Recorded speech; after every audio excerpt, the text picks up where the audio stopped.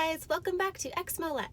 I'm glad you guys all enjoyed the reading hate comments video I did last week. It was pretty fun to make, so I'm happy that you guys thought it was funny too. Really quick before we get started, I just want to remind everybody of a few super simple ways to support the channel. Like the video, leave a comment, subscribe to my channel, watch another one of my videos, or share my videos with someone else. Any or all of these things are greatly appreciated, and if you do any of them, I will love you forever. Moving on. Let's start off today with some scriptures. Don't leave, please. It will get better. Or worse. Just stick around, okay? I have two scriptures that I want to share with you, one from the Old Testament and one from the New. Genesis 3:16. Unto the woman he said, I will greatly multiply thy sorrow and thy conception. In sorrow thou shalt bring forth children, and thy desire shall be to thy husband, and he shall rule over thee. It's worth noting that this scripture is also repeated in the Pearl of Great Price, which is part of the LDS Standard Works. That's in Moses 4:22. Ephesians 5:22. Wives, submit yourselves unto your own husbands, as unto the Lord. Do you guys know what it means to submit? Just in case we're not extremely clear, it literally means to accept or yield to a superior force or to the authority or will of another person. When women are asked to be submissive to their husbands, they're supposed to be ready to conform to his authority, to be meekly obedient and passive. Is this acceptable? I've seen a lot of people try to justify this. Usually there are three main justifications. The first one, and the one that I used when I was a Mormon, is that men and women have different divine roles. I was pretty ready and willing to accept that God made me to be a wife and a mother, and that my husband was the authority in the relationship, and he was supposed to protect and provide and guide. The second justification is that this is just the way things were when the Bible was written, but we don't necessarily have to follow those old, outdated rules anymore. If that's true, why do we listen to anything the Bible says? The third justification is that women should submit out of love, the way that children submit to their parents, or the way that we should all submit to God. The big problem that I see with this is that women are not children, and women should not be treated as or viewed as children by their husbands. If you have a parent-child relationship with your partner, you more than likely are in a very unhealthy relationship. The LDS Church very strongly advocates for women submitting to their husbands. As a woman growing up in the church, I was always very aware of the fact that men and women have different roles. Women are not allowed to carry the priesthood. Just in case you're not familiar with the priesthood, let me explain. No, there is too much. Let me sum up. The church views the priesthood as the authority and power that God gives to man to act in all things for the salvation of man. Male members of the church who hold the priesthood are organized into quorums and are authorized to perform ordinances and certain administrative functions in the church.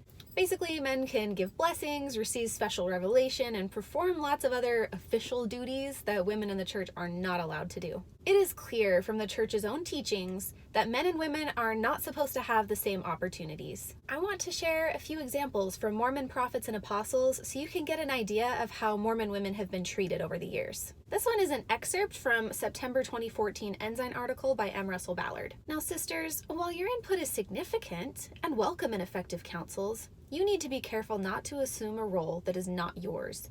The most successful ward and state councils are those in which priesthood leaders trust their sister leaders and encourage them to contribute to the discussions, and in which sister leaders fully respect and sustain the decisions of the council made under the direction of the priesthood leaders who hold the keys. So you can talk in council meetings, but not too much. Please remember who is really in charge. Prophet Ezra Taft Benson in October 1981. Since the beginning, a woman's first and most important role has been ushering into mortality spirit sons and daughters of our Father in heaven. It sounds a lot more fancy when you add extra words like this, but literally what he's saying is that the most important part of being a woman is making babies. He goes on, I recognize there are voices in our midst which would attempt to convince you that these truths are not applicable to our present-day conditions. If you listen and heed, you will be lured away from your principal obligations. Beguiling voices in the world cry out for alternative lifestyles for women. They maintain that some women are better suited for careers than for marriage and motherhood.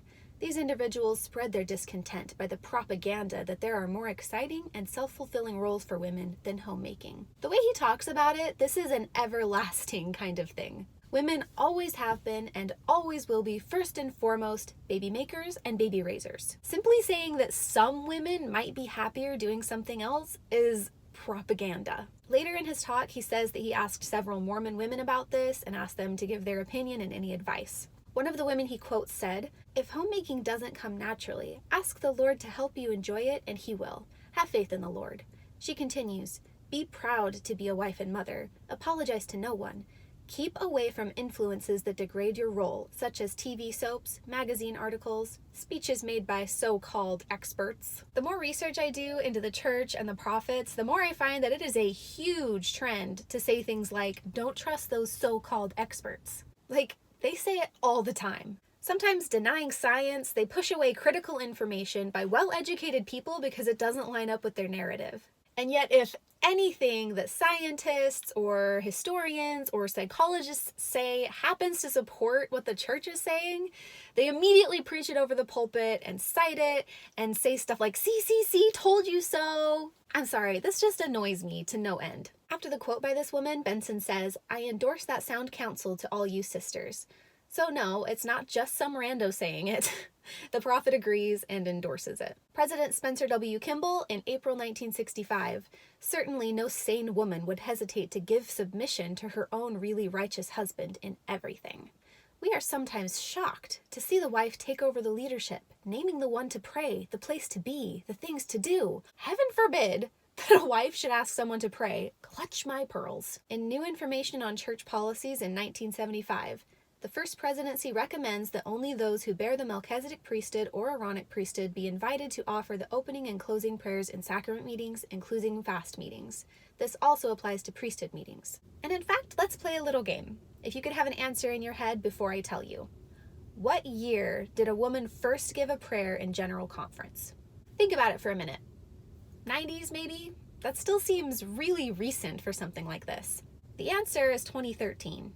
The first prayer, given by a woman in LDS General Conference, was in April of 2013. It really did take that long. Apostle Mark E. Peterson says in his book, A Way to Peace, "Many of our women now feel obliged not only to display their badly shaped knees, but their thighs as well. No woman looks as lovely as when she is properly and fully clothed. What woman can suppose that ugly knees and bony shoulder blades can add luster to her charm? Oh, the horrifying knees and shoulders of women. Head, shoulders, knees, and toes, they're ugly, cover 'em up."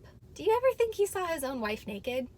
Do you think he was like, "Ew, please cover your badly shaped knees"? And of course, we can't forget polygamy.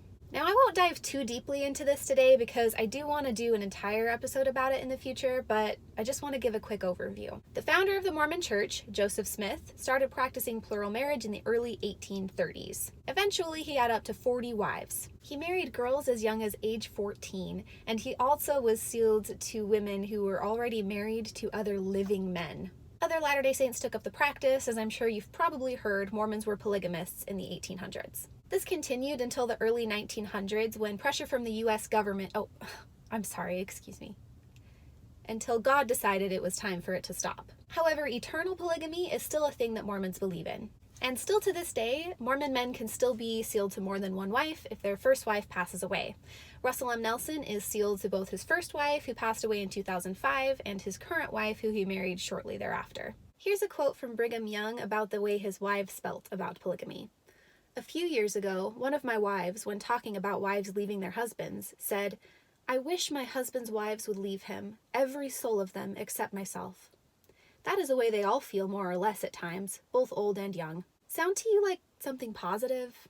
Something you'd like? Something not abusive or disgusting at all? Something that you'd want for your daughters? This is just so upsetting to me.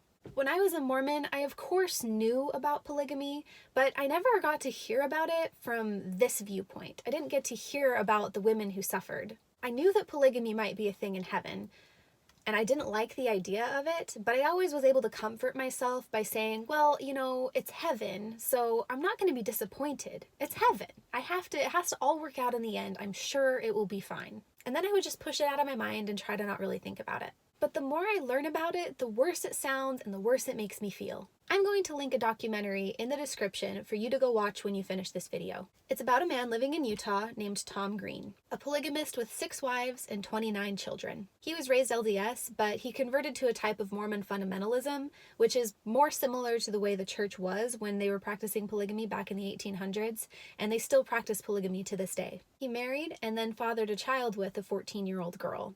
Sound familiar? I really hope that everybody who is listening to me right now will go watch that documentary. If you are LDS or you ever were, I guarantee you're going to start drawing some parallels. I also have a feeling that you're probably going to feel sick to your stomach a few times. Put yourself in their shoes. Or imagine the people you love being in these people's situation. Think to yourself, is this the way that women and young girls deserve to live?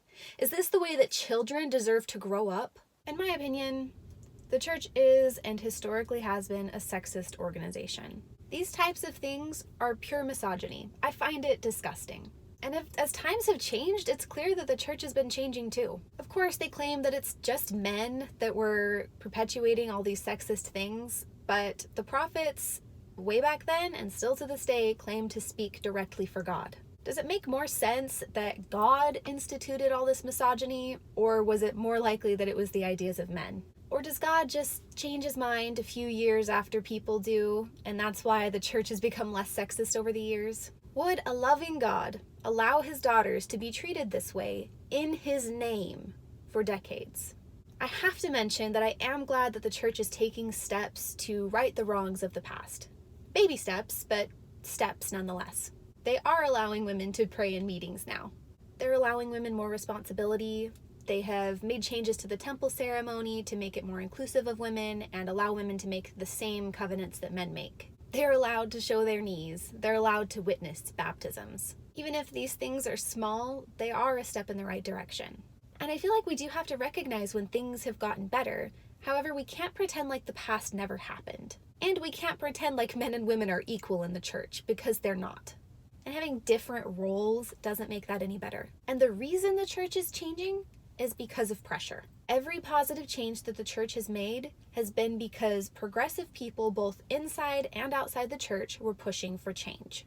That's why talking about these things is important. Those inside the church deserve to know about the sexist things that happened in the past. They deserve to know about the sexist things that still continue, and they deserve to be treated better. Whether you believe in God or not, it's important to recognize that a loving God wouldn't do this. A loving God wouldn't only change because people were pushing for him to change it. A loving, all-knowing God would make the right decision way before people knew to.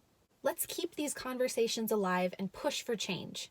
Honesty, transparency, admittance of mistakes, and positive change going forward. Let me know your thoughts on this in the comments, and don't forget to watch that documentary. Thanks for watching, you guys. Remember to subscribe to see more of my videos. I love you guys, and I'll see you next time. Bye!